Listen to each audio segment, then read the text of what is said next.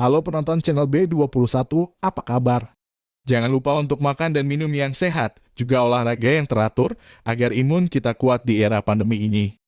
Kali ini, saya akan menceritakan film yang diperankan oleh aktor kawakan Bruce Willis.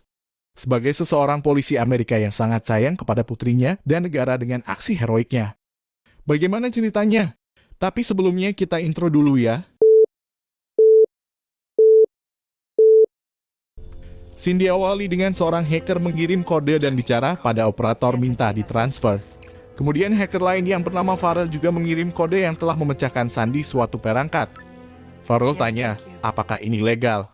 Dijawab, kami hanya menjalankan tes pada sistem keamanan kami. Kemudian Farrell memuji suaranya yang seksi.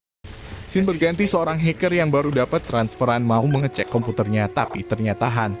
Dan ketika ia menekan tombol di letter komputer itu meledak. Dan ditandai bahwa ia telah di-deactivate. Scene berganti di kantor FBI yang tiba-tiba saja semua monitor pengawas mati beberapa saat. Kemudian senior memerintahkan bawahannya untuk menginterogasi hacker-hacker yang diperkirakan bisa melakukannya. Karena jumlahnya banyak dan terlebih sudah malam maka ia minta bantuan petugas lokal. Scene berganti dengan pasangan yang sedang bercumbu di dalam mobil. Tiba-tiba datang John yang mengganggu. Kemudian si gadis menghardiknya dengan ucapan ayah hentikan. Ia bertanya status cowoknya. Dan ditanya balik apa yang sedang kau lakukan di sini. John menjawab, kau tidak menjawab dan balas teleponku. Aku hanya ingin bicara denganmu. Ya beginilah kalau seorang ayah kangen sama putrinya, ia akan melakukan segala cara untuk mengobati rasa kangennya. Tapi dasar ABG labil, dengan ketus ia malah berkata, jika ia ingin bicara, maka ia akan menelpon. Saat kembali ke mobilnya, radio polisi memanggil dan minta ia menjemput Farrell Matthew. Kenapa gak minta polisi-polisi yang baru lulus? FBI minta detektif senior karena ini masalah serius, dan mereka minta membawanya ke Washington. Scene berganti Farrell yang sedang chat dengan temannya membahas keadaan yang parah dan menyarankannya untuk menghilang. Saat itu juga, sebuah van menghampiri apartemen Farrell dan mengirimnya virus sehingga membuat komputernya Han dan membuat lampu indikator superkomputernya berubah warna. Saat akan menekan tombol delete, tiba-tiba seseorang mengetok pintu rumahnya.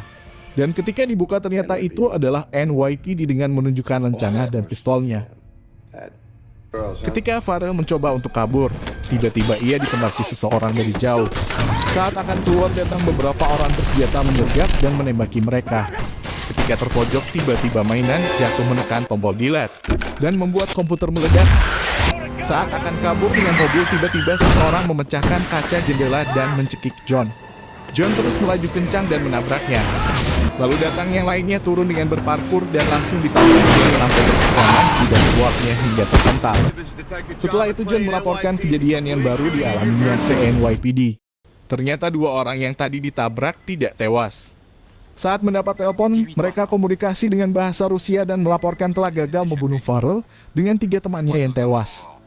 Kemudian mereka melaporkannya ke Thomas kalau Farrell masih hidup. Mereka beralasan ada yang membantu Farrell melarikan diri. Kemudian ia akan dikirimkan helikopter untuk bantuan. Farrell yang masih syok dengan kejadian yang telah menimpanya penasaran dengan John yang kelihatan santai. Kemudian bertanya, siapa mereka yang telah meledakkan apartemennya? Dijawab John, mereka profesional yang ingin membunuhmu. Di kantor FBI dilaporkan 7 hacker telah meninggal karena ledakan. Dan senior minta dicari hard drive-nya dan diperiksa. Di pagi harinya di Washington, John membangunkan Farrell yang masih tertidur dengan musik klasik dan mengeraskannya. Mereka pun adu argumen tentang musik klasik. Dan ketika Farrell mencerca lagu ini, John malah mengeraskan volumenya membuat Farrell mengeluh akan kelakuannya. Di markas, Thomas memulai aksinya memerintahkan timnya menjalankan tahap pertama, yaitu mengambil alih pusat kendali lalu lintas di Chi, dan membuat kekacauan dengan banyaknya tabrakan sehingga membuat kemacetan yang parah di mana-mana. Saat John naik ke atas mobilnya dan melihat situasi, ternyata semua lampu lalu lintas menyala warna hijau. Scene berganti dengan FBI yang mendapat banyak laporan kerusakan jaringan transportasi, mulai dari jaringan kereta sampai udara. Kemudian mereka membuat semua orang keluar ruangan dengan membunyikan alarm antraks di mana-mana untuk membuat kepanikan. Dan FBI pun terus berusaha mencari sumber masalah. Di markasnya, Thomas perintah untuk memulai tahap kedua. yaitu menghancurkan harga-harga saham, sehingga semua di bursa saham beranggapan mereka bangkrut dan panik. John akhirnya sampai ke markas Bowman. Saking laparnya, Farrell minta camilan atau makanan, tapi gak ditanggapi. Kemudian ia melihat berita kekacauan dan kepanikan. Kemudian John bertanya tentang foto 7 orang yang dulunya menjadi tersangka FBI. Dan Farrell pura-pura tidak mengenali mereka semua. Tiba-tiba ada siaran video dengan menggunakan wajah-wajah dan suara mantan Presiden Amerika di semua channel meneror semua warga Amerika. Dan Farrell berkata ini adalah Fire Sale yang dengan segera dibantah oleh agen-agen FBI. Kemudian John minta dijelaskan apa itu Fire Sale. Farrell menjelaskan itu adalah 3 langkah sistematis yang menyerang seluruh prasarana nasional. 1. Habisi transportasi. 2. Keuangan dan telekomunikasi. 3. Hilangkan prasarana lainnya yang dikendalikan komputer. Tiba-tiba disela Bowman karena menganggap itu bukan Fire Sale. Dan mereka sedang berusaha mengatasinya. Dan diejek Farrell usahanya payah.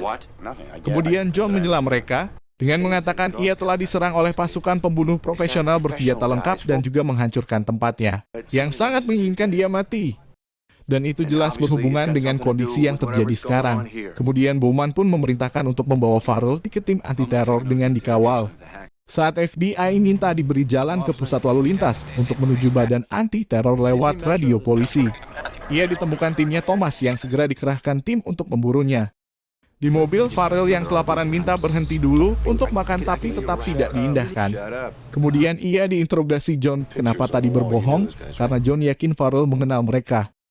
Karena merasa tidak bisa bohong, ia pun bercerita bahwa sebenarnya mereka adalah pesaing dalam membobol enkripsi keamanan dalam suatu lomba digital. Dan keahlian Farrell adalah membobol enkripsi algoritma berbasis mutasi matematika. Dan ia menyadari kesalahan dan menyesal telah membantu para teroris. Tiba-tiba Farrell mengenali suara yang mengarahkan jalan mereka. Kemudian John mengambil alih komunikasi dengan basa-basi dan minta bicara dengan bos mereka. Thomas mengancam John dan sekaligus akan memberi imbalan menggiurkan jika mau menembak Farrell, tapi ditolak John. Tiba-tiba Thomas tidak merespon. Dan datang helikopter menembaki mereka, sampai petugas yang mengawal mereka mati. Dan John mengambil alih kemudi dan terus melaju di hujan peluru. Sampai John menggunakan hidran untuk menghajar penembak di helikopter.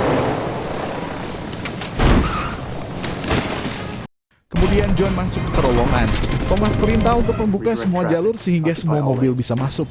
Dan tiba-tiba perintah untuk membuka juga arah kebalikannya sehingga pasti akan terjadi tabrakan. Kemudian saat akan terjadi tumbukan, Gabriel mematikan lampu terowongan sehingga benar-benar terjadi tabrakan yang mengerikan. Tiba-tiba Farrell keluar mobil dan berlari dan hampir ditabrak dengan usaha terus menghindar. Melihat helikopter yang mengejar mereka masih menguntit di mulut terowongan. Dengan marah dan kesal, John mengebut mobilnya dan mengarahkannya ke helikopter dan berhasil menghancurkan helikopter itu. Kemudian Farrell pun menghampiri Benjamin yang terluka dan memapahnya. Di tempat lain, anak buah Thomas masuk ke Wardlow dengan menyamar sebagai petugas antraks dan membunuh petugas yang berjaga. Dan kemudian masuk ke ruang server dan menggunakan alat-alatnya untuk mendownload semua data keuangan. Melihat John yang terluka, Farrell menyarankan untuk ke dokter, tapi John malah maunya ke kantor polisi. Dan di sana ia menemukan keadaan yang semrawut. Sementara di kantor Bowman didatangi perwakilan dari Gedung Putih. Mereka berkata siap membantu jika diperlukan. Dirasa aman, John menelpon Bowman untuk melaporkan kondisi para pengawalnya yang sudah mati semua. Tiba-tiba semua saluran diisi gambar Gedung Putih dan teror tulisan-tulisan. Dan tiba-tiba Gedung Putih meledak, membuat John dan Bowman yang sangat panik segera berlari untuk mengeceknya. Dan ternyata itu tipuan. Farrell yang menyesali kejadian yang ada dengan berkilah. Awalnya ia kira itu menyenangkan dan menganggap ini semua hanya permainan semata. Kemudian John minta Farrell membantunya memperbaiki ini semua. Dan cara mengatasinya jika ia dalam posisi memainkan Fire Sale ini. Farrell menunjukkan sebagian besar menggunakan remote, tapi untuk fasilitas yang besar harus manual. Kemudian Farrell menunjukkan pembangkit listrik di Virginia. Menemukan mobil yang serba otomatis. John yang akan mengaktifkan dengan manual dicegah Farrell. Kemudian Farrell menunjukkan cara mengaktifkan agar mobil tetap bisa berjalan, tapi sistem di mobil tersebut tidak rusak. Dalam perjalanan, Farrell termenung memikirkan kejadian 6 jam dari sejak ia dibawa dan berkali-kali diselamatkan oleh John. Dan John bercerita pengalamannya menjadi pahlawan, penderitanya akan kondisi rumah tangga yang berantakan, hubungan dengan anaknya yang renggang dan kesepiannya. Farrell lalu bertanya, kenapa kau lakukan? Ia menjawab, karena tidak ada orang lain yang melakukannya dan jika ada maka ia akan menyerahkannya ke orang lain. Sampai di pembangkit, John melihat pos security yang kosong. Dan benar, di dalam sudah ada 2 mayat security. Saat John dan Farrell terlihat di CCTV 2 orang berpencar untuk memburunya. Saat naik tangga, John bertemu salah satunya dan hampir tertembak, tapi akhirnya berhasil melumpuhkannya. Ketika Mai sedang sibuk mematikan sumber daya, tiba-tiba John menodongkan pistolnya dan memerintahkan Farrell untuk memperbaikinya secepat mungkin. Tiba-tiba Mai menyerang dan membuat John kewalahan. Kemudian John mengejarnya lagi dan bertarung lagi sampai berhasil membuat Mai terkapar. Saat melanjutkan, tiba-tiba Mai bangkit dan menghajar John lagi sampai John terpental dan jatuh ke lantai dasar. Dan mengancam Farrell dengan pistol. John yang bangkit menemukan mobil dan mengendarainya sampai ke lantai 4 dan menabrak Mai dan terus melaju sampai mobil akan jatuh ke lubang lift. Dan terjadilah perkelahian yang menegangkan. Saat John akan naik, ia ditembaki anggota Gabriel. Beruntung Farrell datang dan memukulnya sampai jatuh. Saat mobil akan terjatuh dan ditembak Mai. Beruntung John berhasil meraih tali dan selamat. Farrell dan John kembali berusaha memperlambat mereka. Tiba-tiba Gabriel telepon dan diangkat oleh John dan memberitahu kalau pacarnya sudah mati. Kemudian Farrell mengambil gambarnya dan dikirimkan ke Bowman. Bowman kaget, ternyata itu Thomas Gabriel, partner kerjanya dulu. Saking marahnya, Gabriel memerintahkan mengalirkan semua aliran gas menuju ke pangkalan itu. Beruntung mereka berhasil masuk ke mobil sebelum dihantam api. Saat Farrell pesimis, John menyemangatinya dan mengajaknya agar bisa menang. Dan ketika Farrell sedang kesal, mereka menyaksikan pemadaman listrik di kota itu. Kemudian Farrell mengajak John menemui Warlord karena dia harapan satu-satunya. John yang melihat helikopter mengajak Farrell terbang. John tanya cara menemukan rumah Warlord, itu mungkin satu-satunya rumah yang masih menyala. Farrell melihat rumah itu. Freddy yang melihat ada orang masuk ke dalam rumahnya kesal ketika Farrell diusir. John mengancamnya agar memberitahu apa yang ingin diketahuinya. Kemudian ia menceritakan kejadian Thomas meretas sorot dengan laptop kemudian menghilang. Kemudian mereka berusaha melacaknya. Dan kode algoritma yang pernah dibuat Farrell dulu ternyata digunakan di gedung keamanan jaminan sosial. Melihat koneksinya di Wardlaw dihack, Thomas melacaknya dan menemukan Freddy bersama dengan Farrell dan John. Kemudian John minta dilacak alamat Thomas, sementara ia mengulur waktu dengan mengejek Gabriel. Tiba-tiba Gabriel mendapatkan Lucy yang terjebak di lift, membuat John geram dan tidak bisa berkata-kata. Saat ditanya adakah yang ingin dihubungi, Lucy berkata, ayahnya John McLennan, polisi New York. Dikabari Frederick mereka ada di Wardlaw, John segera menuju ke sana. Lucy yang dibawa anak buah Gabriel memukul anak buahnya. Saat diancam, ia malah balik menantang. Kemudian anak buah Gabriel memanggil Tra setelah ia keluar semua kru yang ada di tulang dan dibunuh. Farrell tanya apakah John punya rencana. John menjawab cari Lucy dan bunuh yang lainnya. Farrell menemukan pusat pengendali pendingin komputer, kemudian menyalakan alarmnya untuk memberitahu Bowman posisi mereka. Saat alarm menyala, tim dari Gedung Putih panik. Karena ternyata itu adalah pengaman yang dibuat untuk cadangan data akumulasi kekayaan Amerika. Dan jika Gabriel bisa mendapatkan semua datanya, ia akan menyedot miliaran dolar untuk dirinya sendiri. Kemudian Bowman bertanya kenapa ia tidak tahu tentang ini. Dijawab karena pangkatnya di bawah. Dan kenapa Gabriel tahu tentang ini adalah karena ia yang mendesainnya. Tiba-tiba John dan Farrell ditodong senjata dari belakang dan perkelahian pun terjadi. Beruntung John bisa mengalahkannya dengan mudah. Farrell karena ketakutannya ia sampai jatuh ke dalam lubang. John yang mengecek kondisi dan mengambil hati lawannya. Tiba-tiba ia memberitahukan lokasi John. Lalu Gabriel minta anak buah membunuh John dengan iming-iming bagiannya Mai. Saat akan naik, Farrell melihat anak buah Gabriel keluar dari ruangan dan beruntung gak kelihatan. Kemudian ia melihat pintu dengan algoritma yang telah ia buat. Kemudian ia masuk dan melihat ternyata Gabriel mengincar semua uang di Amerika. Dan Farrell pun langsung mengunci program dengan aplikasinya. Dan ketika anak buah Gabriel datang dan menodongkan senjata, Ia langsung berkata, jika ia membunuhnya, ia tak akan bisa membukanya. Gabriel berusaha komunikasi dengan John, tapi karena setiap ucapannya kalah dengan argumen John, ia pun seperti kalah mental. Kemudian mengarahkan HT ke Lucy, dan Lucy langsung memberitahu jumlah mereka tinggal 5. Saat itu Farrell dibawa ke markas Gabriel. Dan ketika programmer Gabriel membuka laptopnya dan melihat enkripsinya, ia langsung bilang, ini kacau sekali. Kemudian Lucy berkenalan dengan Farrell dan mereka dibawa ke truk. Saat John mau komunikasi, ia diserang dari bawah. Dan karena kelincahannya membuat John kewalahan dan hampir mati ditembak. Beruntung ia melihat tuas semprotan dan membuat akhirnya ia terjatuh dan tergiling. Saat kendaraan berangkat, John melompat ke trailer yang mengikuti Gabriel. Setelah melumpuhkan supir truknya, ia mengemudi dan mengejar Gabriel. Kemudian John menggunakan radio CB dan menghubungi Frederick untuk menghubungkannya dengan Bowman. Setelah itu memberitahu mobil yang dinaiki Gabriel dengan plat nomornya dan berpesan untuk menyelamatkan putrinya apapun yang terjadi. Dan ia minta Bowman berjanji. Saat Jet F-35 melintas, Gabriel memberikan perintah untuk menghancurkan truk yang dibawa John. Dan benar saja sinetik terjadi antara truk melawan jet. John ditembak rudal berkali-kali. Karena meleset terus, akhirnya jet itu menghalangi jalan, memaksa John melingkar dan naik ke flyover. Dan F-35 terus mengejar dan merobohkan jalan. Sampai jalanan mulai hancur dan serpihannya mengenai jet low. Beruntung John bisa naik ke ekor pesawat dan melompat di saat yang tepat. Sehingga selamat. Dan pilotnya pun keluar dengan parasutnya sebelum jet jatuh dan meledak. Beruntung John melihat mobil Gabriel masuk ke sebuah gudang dan mengikutinya.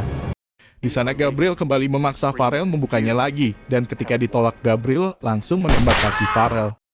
Saat programmer Gabriel berkemas membawa peralatan, John masuk menembaknya juga anak buahnya lain. Karena kurang waspada, John ditembak anak buah Gabriel. Saat dihampiri Gabriel, Lucy memukul penjahat di belakangnya dengan kepala, menembak kakinya, dan menendang pistol ke arah John. Sayang Gabriel berhasil menahannya. Kemudian Gabriel memastikan anak buahnya sudah memegang Lucy dengan benar dan menembak peringatan ke Farrell untuk melanjutkan kerjanya. Kemudian ia mengangkat John dan mengarahkan pistol ke kepalanya kemudian ke dadanya. Saat Gabriel menekan pistol lebih dalam ke dadanya, John malah menarik pelatuknya, membuat ia dan Gabriel tertembak sekaligus. Saat anak buah Gabriel ingin menembak, Farrell berhasil menembaknya lebih dulu. Lucy lalu segera menghampiri ayahnya dan berkata, kau sudah gila, kau menembak dirimu sendiri. Kurasa itu ide bagus, jangan beritahu FBI aku melakukannya. Kemudian datanglah pasukan kavaleri yang dipimpin Bowman dan mengamankan situasi. Saat Bowman berterima kasih pada John, Lucy memperhatikan Farrell dan berkata, apakah dia tidak apa-apa? John menjawab, dia mungkin tewas dalam perjalanan ke rumah sakit. Dikode oleh Lucy, John yang mengerti langsung menghampiri Farrell dan bertanya, gimana rasanya tertembak? John berkata, gadis biasanya suka bekas luka, dan Farrell melirik Lucy. Tidak, jangannya itu. Lagi pula setelah semua ini aku benci jika harus menghajarmu. Dan saat akan menutup pintunya, John berterima kasih pada Farrell telah menyelamatkan putrinya. Kemudian Lucy bertanya, apakah dia mengatakan sesuatu tentang aku? Dan film pun berakhir dengan lagu Creedence Clearwater Revival Fortunate Son. Film dengan skor 7,1 di IMDb ini cukup menarik untuk ditonton karena menggambarkan kepahlawanan yang sebenarnya di mana rasa tanggung jawab dan inisiatif yang tinggi menjadi dasar pergerakannya. Mengutip ucapan si John McClane, jadi pahlawan itu banyak tidak enaknya. Hanya saja, ketika tidak ada yang melakukan untuk memperbaiki dan merubah keadaan, maka kita yang mampu dan bisa punya tanggung jawab untuk melakukannya. Saya mohon undur diri. Terima kasih telah menonton film ini. Mohon like dan komennya juga, jangan lupa subscribe dan nyalakan notifikasinya agar kamu tahu saat channel ini upload film terbaru. Dan sampai jumpa di film berikutnya. Bye-bye.